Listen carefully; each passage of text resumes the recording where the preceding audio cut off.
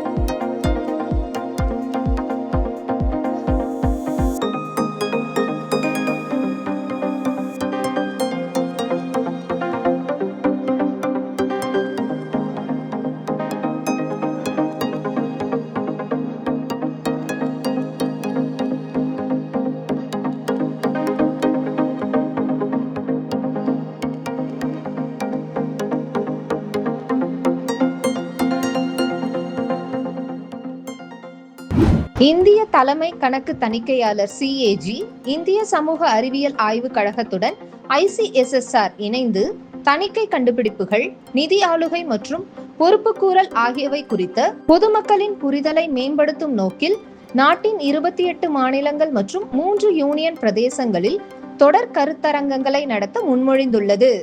அதன்படி 27/7/2026 அன்று புதுச்சேரி பல்கலைக்கழக விருந்தினர் மாளிகை அரங்கில் நடைபெற்றது. இந்நிகழ்ச்சியில் பேராசிரியர்கள் மற்றும் மாணவ மாணவியர்கள் கலந்து கொண்டனர்.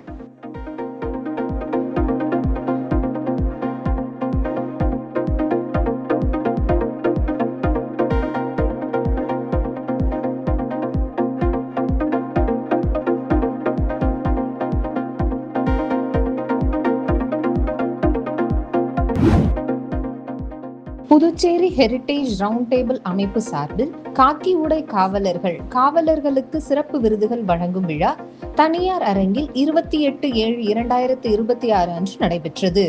மாண்புமிகு துணைநிலை ஆளுநர் திரு K. கைலாஷ்நாதன் அவர்கள் நிகழ்ச்சியில் கலந்து கொண்டு காவலர்களுக்கு விருதுகள் வழங்கி சிறப்பித்தார்.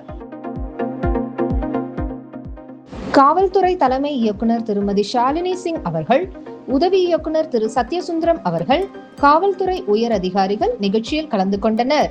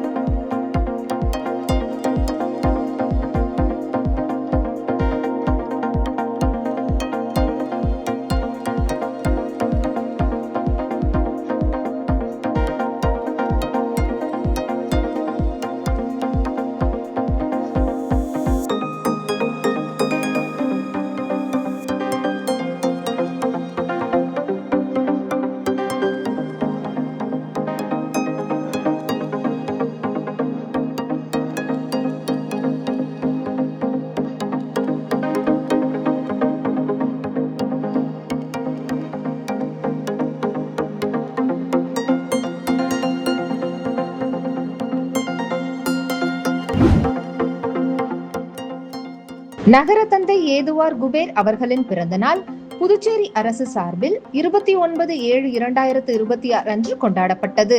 இதனையொட்டி பாரதி பூங்காவில் அமைந்துள்ள அவரது திருவுருவ சிலைக்கு மாண்புமிகு அமைச்சர்கள் திரு பே. ராஜவேலு அவர்கள், திரு வி. பி. சிவக்கொழுந்து அவர்கள், சட்டமன்ற உறுப்பினர்கள் திரு க. ஐயப்பன் என்கின்ற முத்தையப்பன் அவர்கள், திரு கே. நாராயணசாமி என்கின்ற நித்யானந்தம் அவர்கள், திரு விக்னேஷ் கண்ணன் அவர்கள் ஆகியோர் மாலை அணிவித்து மரியாதை செலுத்தினர்.